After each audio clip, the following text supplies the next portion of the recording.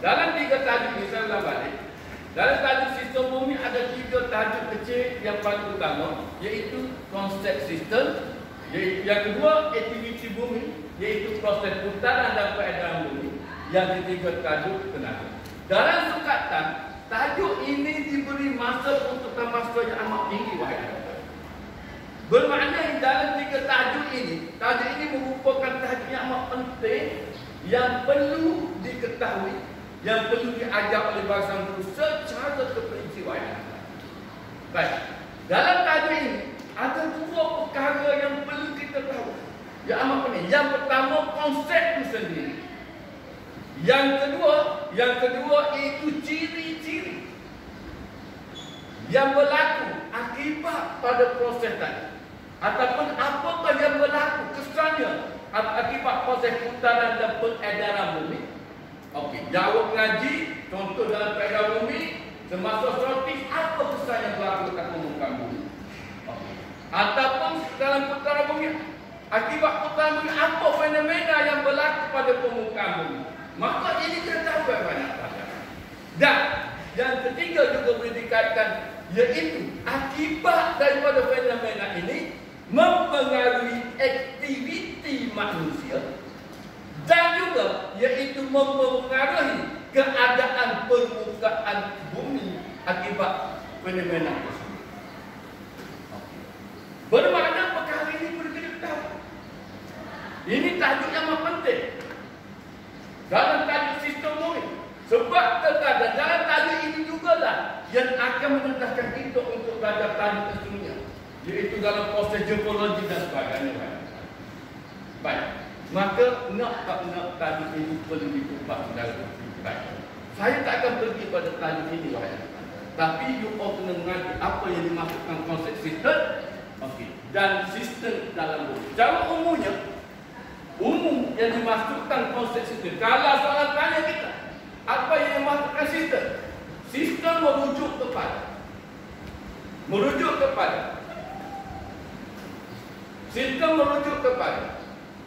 pemboleh ubah yang saling berkaitan di antara satu sama lain, yang membentuk satu sistem yang kompleks. Itu konsep sistem asal. Okey, baik. Tapi kalau soalan tanya apa yang dimasukkan sistem bumi? Sistem bumi pula merujuk kepada pemboleh ubah, atmosfera, litosfera, hidrosfera, biosfera, yang saling berkaitan di antara satu sama lain membentuk sistem bumi yang kompleks.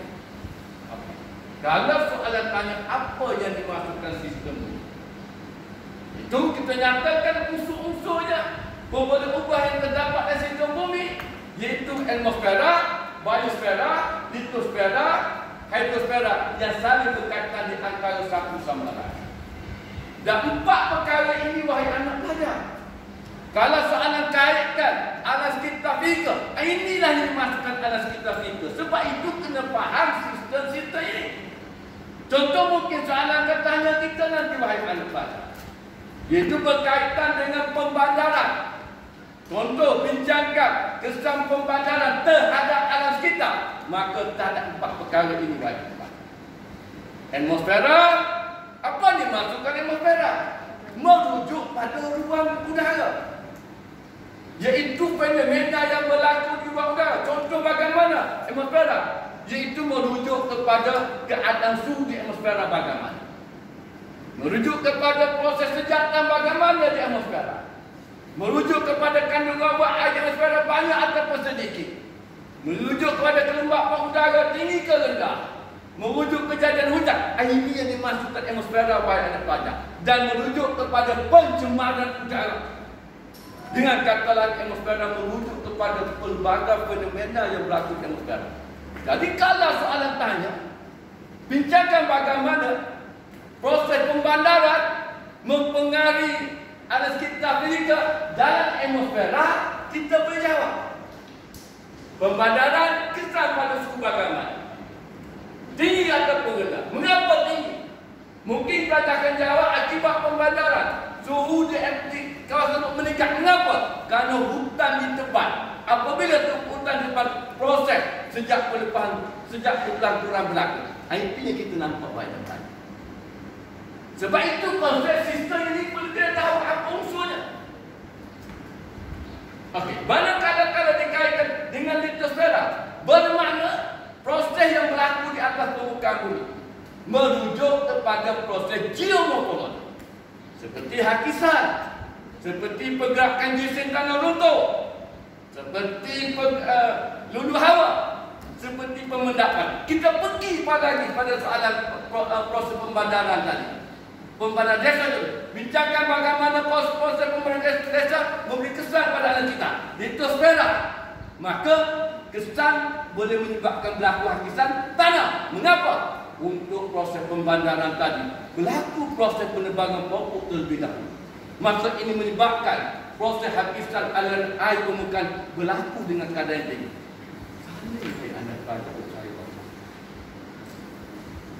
Manakala dikaitkan dengan biosfera, biosfera ini merujuk kepada benda-benda hidup di permukaan bumi. Jadi pada manusia, terdiri pada binatang, terdiri pada mikroorganisma. Ini sistem permukaan. Okey, kalau kita kaitkan dengan proses pembandaran desa, kesan pada alam sekitar, pada biosfera, bagaimana dengan flora dan fauna dalam hutan? Adakah bertambah? Atau pupus? Mengapa pupus? Okey, nyatakan itu baik-baik. Bagaimana pada manusia? Adakah manusia semakin sihat dengan proses pembandaran tadi? Kalau tidak sihat, bagaimana? Mengapa? Dikaitkan dengan pencemaran sebagainya. Baik. Dan akhir sekali pada biosfera atau turaian. Iaitu jangan bagaimana proses pembandaran desa mempengaruhi alam sekitar kita. Kita lihat pada hidrosfera bagaimana kesan air sungai yang berdekatan tadi. Sebelum nak bangunkan kawasan bandar tadi, berlaku penebangan hutan, berlaku hakisan, air bagaimana? Pembandaran desa dulu tadi ada kilat, sekarang ada kilat, bagaimana kesan air sungai tadi? Maka ini yang dimasukkan sistem bumi memberi ubah dan kita kena faham payah. Kalau dipaham konsep ini, mari soalan mana sekalipun kait dengan alam sekitar fizika, sudah nampak. Sudah nampak kan? Soalan kaitkan dengan apa sekalipun, sudah nampak. Kaitkan dengan pembandaran, kaitkan dengan pertambahan penduduk pada alam sekitar, kait dengan migrasi pada alam sekitar. Kita nampak alam sekitar fizika tadi merujuk kepada 4 perkara. Sebab itulah tiap tajuk dalam geografi ada saling berkaitan. Antara soalan kita tajuk fizika dengan tajuk manusia, antara tajuk satu fizika dengan tajuk bumi. Sebab itu kita kena faham konsep itu. Sebab itu dalam penggat pertama geografi fizika dia beri tajuk sistem dahulu dan sistem bumi yang kena faham 4 konsep tadi, iaitu yang kita nyatakan tadi. Boleh? Baik. Yang kedua, tadi yang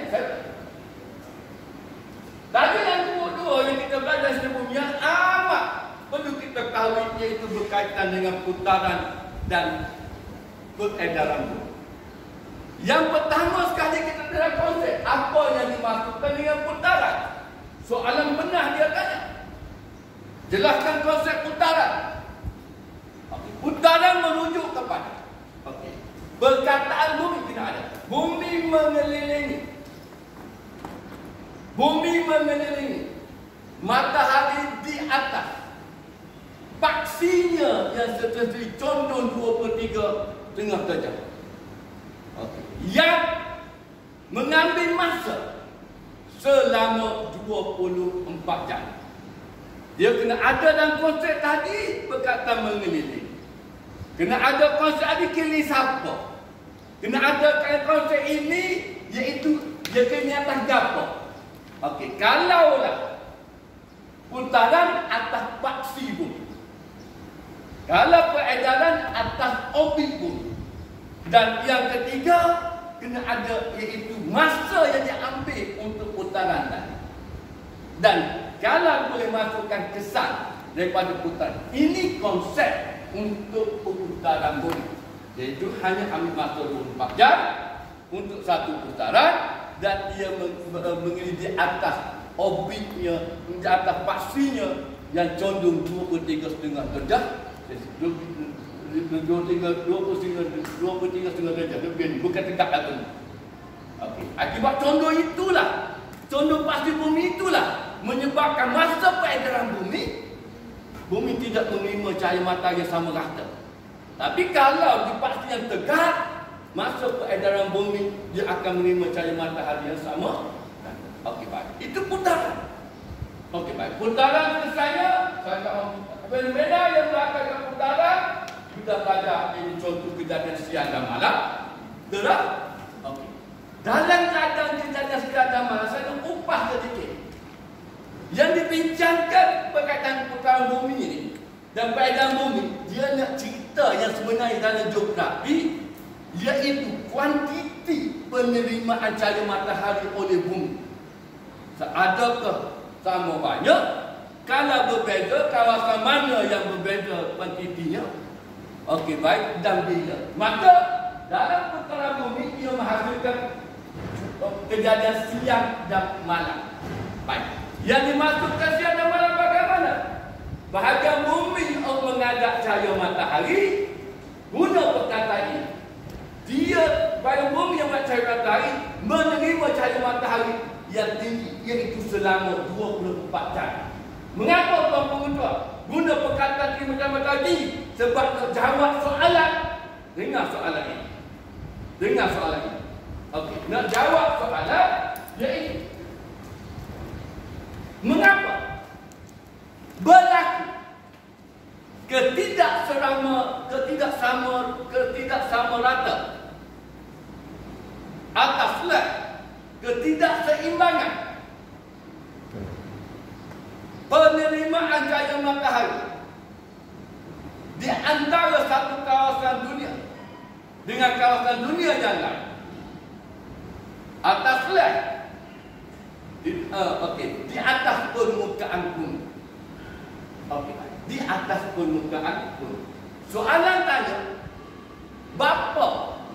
mengapa berlaku penerimaan cahaya matahari tak sama banyak, tak sama rata? Okey, garis di bawah perkataan tidak sama rata dan tidak sama banyak. Okey, baik. Dia merujuk kepada apa yang dimaksudkan tak sama rata.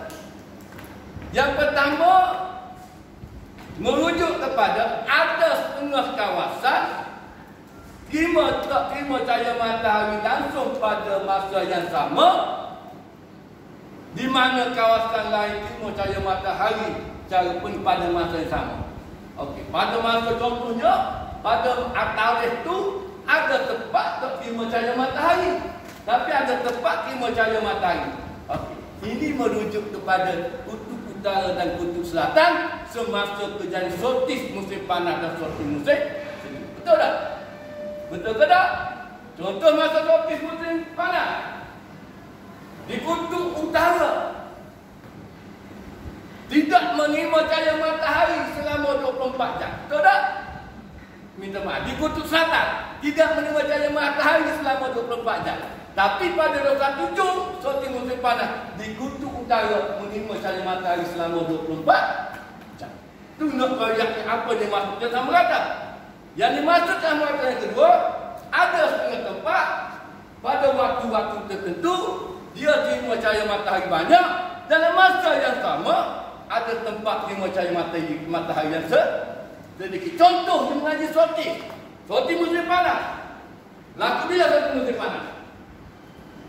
Tarikh bila? 21 Jun. Pada 21 Jun, kawasan bumi yang berada di hemisfer utara, dia terima cahaya matahari banyak. Saya guna perkataan banyak, iaitu selama 16 jam. Manakala di hemisfer selatan terima cahaya matahari hanya selama 8 jam. Nak banyak perbezaan tadi, wahai anak bangsa. Baik. Jadi untuk jawab soalan ini, wahai anak bangsa, satu isinya kita boleh ambil, iaitu kejadian siang dan malam akibat putaran bumi. Mengapa? Sebab akibat putaran bumi kawasan bumi menghadap cahaya matahari, dia menerima cahaya matahari yang banyak selama 12 jam. Manakala bahagian bumi yang terkena cahaya matahari, dia tidak menerima cahaya matahari langsung selama 12 jam. Itu satu isi yang juga dapat 4 mata untuk menjawab soalan sedemikian rupa. Mengapa boleh itu? Sebab kita faham konsep tadi. Apa yang diajarkan benda ini salah satunya adalah untuk melihat perbezaan penerimaan cahaya matahari di antara satu kawasan dunia dengan kawasan dunia yang lain. Jawapan yang kedua, apa yang kita faham tadi, maka jawapan yang kedua untuk soalan tadi iaitu kejadian solstis musim panas. Bagaimana? Ada setengah tempat khidmat cahaya matahari selama 12 jam, iaitu di kawasan hemisfer utara, tapi dalam masa yang sama kutub utara tak menerima cahaya matahari selama 24 jam. Maka you nampak tak? Boleh orang pak sampai ada barang pelajar. Tak bincang lagi suatu musim sejuk. Okey, dalam hemisfer suatu musim panas boleh bincang lagi yang pertama apa dia? Iaitu di hemisfer utara pada suatu musim panas, di mana kawasan hemisfer utara khidmat cahaya matahari banyak mana? Iaitu 16 jam. Manakala di kawasan hemisfer selatan, dia khidmat cahaya matahari dengan kadar yang sedikit, iaitu selama 8 jam. Boleh jawab soalan tadi wahai kawan. Kita tak mengaji dah tentang terperinci, tapi apabila juga faham konsep apa yang diajar dalam putaran daripada bumi dan nampak. Jawapan yang ketiga untuk soalan ini pula baik baca, kita bincang di suatu musim sejuk. Bagaimana suatu musim sejuk? Yang berbeza. Pada masa ni hemisfer kutub utara, dia akan tidak menerima cahaya matahari selama 24 jam gelap. Tapi di kutub selatan pada masa ini, dia terima cahaya matahari selama 24 jam. Dan di hemisfer utara pada masa ini, dunia di hemisfer utara pada masa ini terima cahaya matahari sedikit. Berapa? 8 jam sahaja. Berbanding di hemisfer selatan pada masa ini di suatu musim sejuk menerima cahaya matahari selama 16 jam.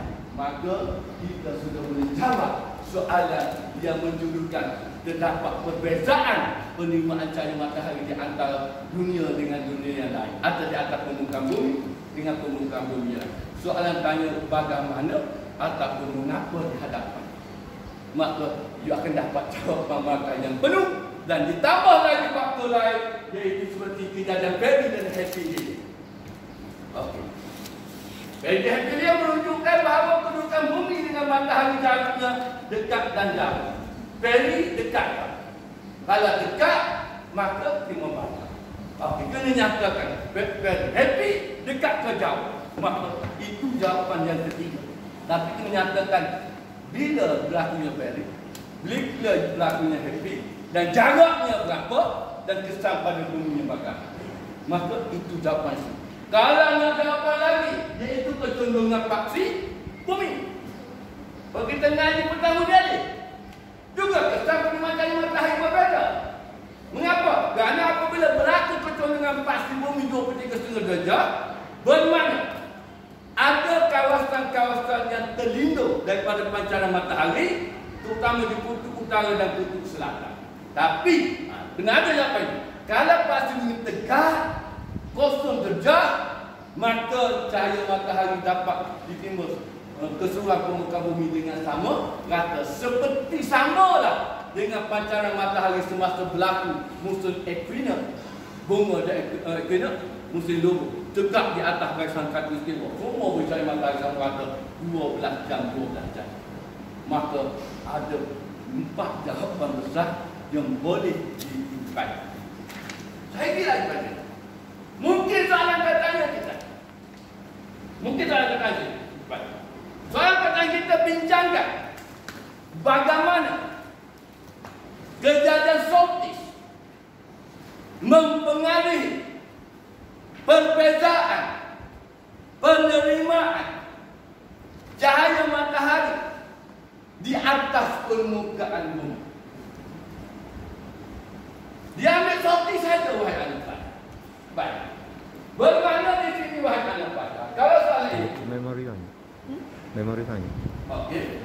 Bermakna kita bincang solstis musim panas, solstis musim sejuk. Okey, baik. Dalam perbincangan kita yang perlu ada, okey, pertama, kena ingat satu kawasan, iaitu merujuk kutub utara dan kutub selatan pada musim panas atau gugur, panas dan sejuk. Yang kedua, jumlah cahaya matahari di timur merujuk kepada jam.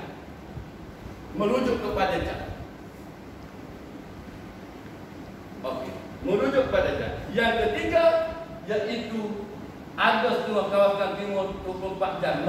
Mana kita akan bincang hanya merujuk pada sorti musim panas dan sorti musim sejuk saja, tanpa bincang berkaitan dengan putaran bumi, tanpa bincang period perihelion, tanpa bincang berkaitan dengan kecondongan paksi bumi. Tak mustahil soalan tanya khas untuk sortis sahaja, iaitu perbezaan cara penikmatan mata di atas permukaan bumi akibat kejadian sortis. Dia tak royak sorti musim panas dan sorti musim sejuk. Dalam kepala otak kita, iaitu sorti merujuk sorti panas dan sorti musim sejuk. Dan satu petua dalam bincang sortis ini ataupun ekonomi yang pertama sekali kita bincang yang berlaku di hemisfer utara. Kalau sorti musim panas, yang kita nak bincang adalah kejadian musim panas di hemisfer utara. Kalau sorti musim sejuk, kejadian musim sejuk di hemisfer utara.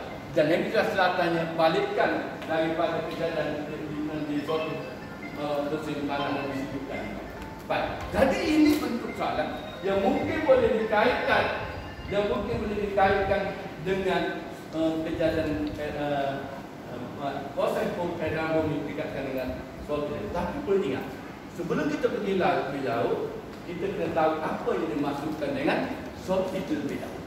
Apa yang dimaksudkan dengan ekuilip terlebih dahulu.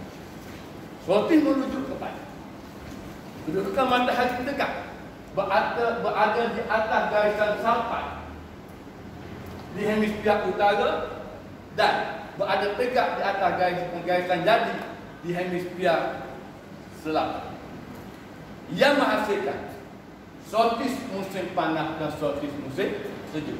Kena ada perkataan matahari tegak, satu. Yang kedua, kena ada di atas garisan mana. Jadi yang ketiga, menghasilkan apa yang dimaksudkan sortis dan menghasilkan sortis sejuk dan sortis musim. Okey, baik. Dan dalam ini juga yang perlu apa yang kita tahu berkaitan dengan fenomena peredaran bumi sorti tadi. Kita kena tahu bagaimana putaran dan peredaran bumi mempengaruhi aktiviti manusia. Okey, mempengaruhi aktiviti manusia dan juga mempengaruhi keadaan permukaan bumi atau alam sekitarnya. Kita sambung kejap.